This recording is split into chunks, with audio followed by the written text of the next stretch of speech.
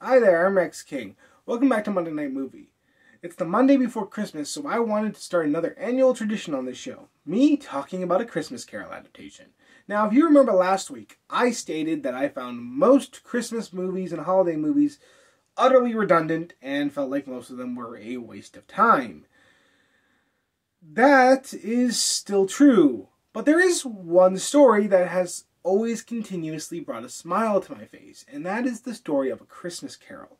I love seeing the different adaptations every year, and I always look forward to seeing how different directors interpreted the story. So I thought I'd share all that warmth and joy with you guys by talking about A Christmas Carol the Monday before Christmas every year.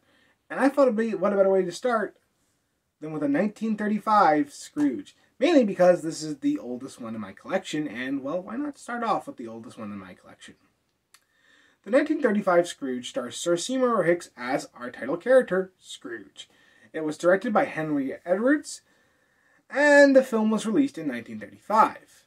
I couldn't find anything about how audiences perceived it, and I couldn't really find if it was a success or not. Now, for the rest of this review, I do want to mention that I'm going to be doing things a little bit differently. Usually I do a plot synopsis and try to do a play-by-play of the different plot points. This time, I'm going to just be talking about what this film does differently as opposed to the book. Mainly because I think most of us by now know the basic story of A Christmas Carol. So I really want to focus on what the different adaptations do differently, what they take out and what they add. Without further ado, let's dive right in. The first major difference this film has to the original story is they cut out the scene where the two gentlemen are asking Scrooge for donations. Then they add a scene where they contrast what Scrooge is like to other rich people. He is more cheap and will go for cheaper items as opposed to the rich people who will spend money on extravagances. Then, in the Ghost of Christmas Past scenes, they cut out the old school where we meet Fran for the first time, and they end up cutting out the Fezziwigs. In the Ghost of Christmas Past scenes, they cut out visiting Fred and Ignorance and Want.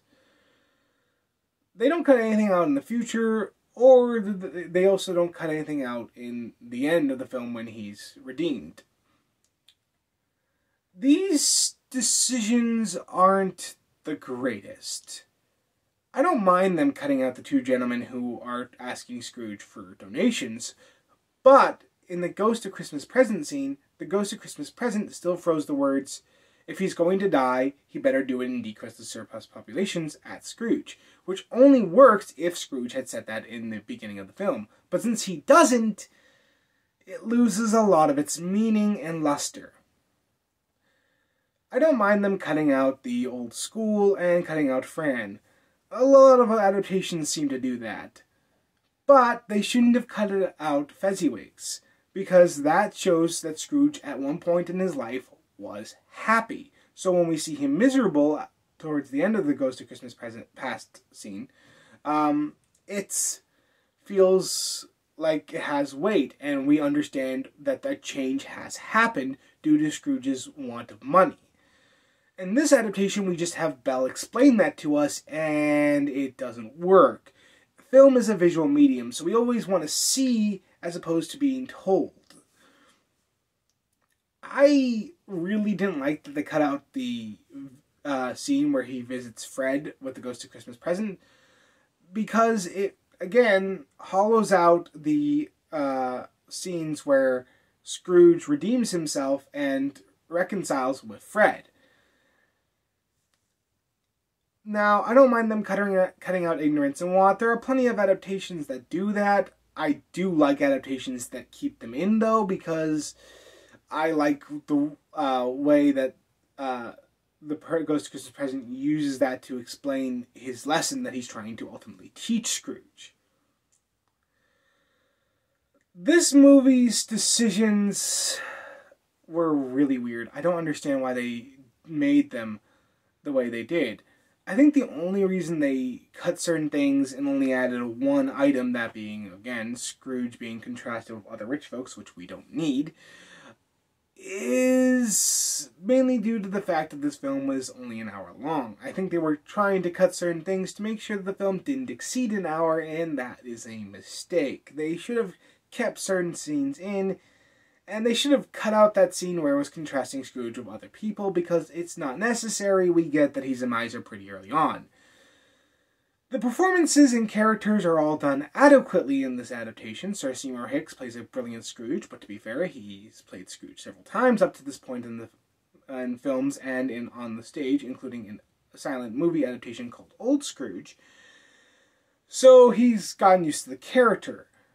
The other performers do their characters adequately enough. It's just, unfortunately, again, probably due to the runtime of this film, it feels like we're speeding past very quickly, so we don't get time to sympathize with certain characters or understand their point of view.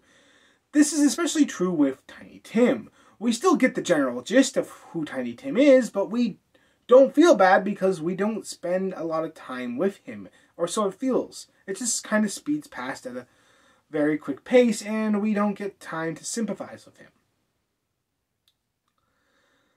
This is a problem. You really need to take your time with your characters if you want us to get to feel for them and understand them. Then you have the visuals, and the visuals are what are the shining achievement of this film. The way it does the different ghosts is quite interesting. They decided that not to show Marley and have Scrooge being the only one who can see Marley. That is both interesting and at times can feel like a bad idea. I get why they did it, because it's 1935, so certain effects didn't exist back then, and you still wanted to give the presence that he was a ghost. So having him not visible to us and only visible to Scrooge was the best way to go about that, probably. The Ghost of Christmas Past is basically a figure of pure raw light, and that works, especially since it contrasts with the Ghost of Christmas Future, who is a shadow in this film, and we don't get to see his entire body. This leaves a lot to our imagination, and that works better for the film. I found both those spirits really well done. The Ghost of Christmas Present, there's not a lot different that this film does with this character. They take away his beard, and he's basically just a big, rounder gentleman. And that works fine. There's nothing terribly wrong with it, but it doesn't give the fact that he felt like giant to Scrooge, as the book describes. At the end of the day, Scrooge, 1935, is an adequate film, and an adequate adaptation of A Christmas Carol.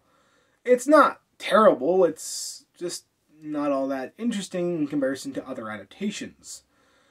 I think this film will be enjoyable to some who are looking for a nice, quick version of A Christmas Carol that stays close enough to the book that you still get the idea. But if you're looking for an adaptation that does A Christmas Carol with a little more flair, or a really close adaptation that doesn't cut anything out of the book, this one won't be for you. I give the film a 6 out of 10 because I view the film to be okay. Again, I think it's a pretty standard adaptation. There's nothing terribly wrong with it, but I still think it could have been a lot better. Well, next week it will be the Monday after Christmas.